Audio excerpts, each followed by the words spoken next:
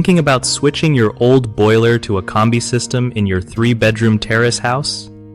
You're not alone, and getting the cost right up front can save you a ton of stress. So, here's the lowdown. First off, since your street already has gas and neighbors have updated boilers, that's a win. The gas supply is probably there, but you'll need a bigger pipe running to handle the combi's demand.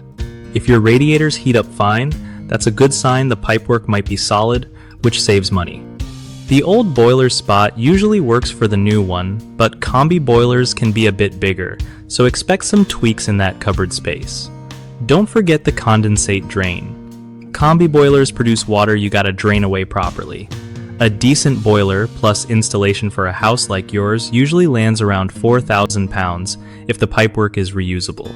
If they need to redo pipes or add a new gas line, costs can climb.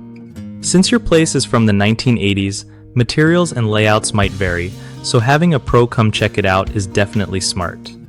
One of the biggest mistakes with upgrading to a combi boiler is assuming the existing pipework is perfect.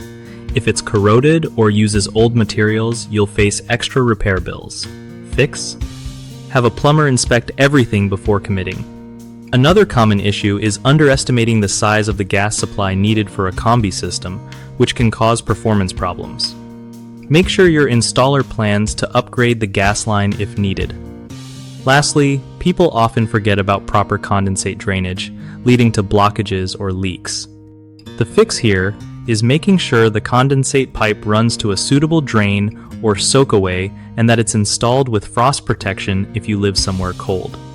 BigHomeProjects.com makes life easier by hooking homeowners up with trusted local contractors who know their stuff about boiler installations. Contractors get matched with jobs that fit their skills and schedules, so everyone wins without the usual hassle.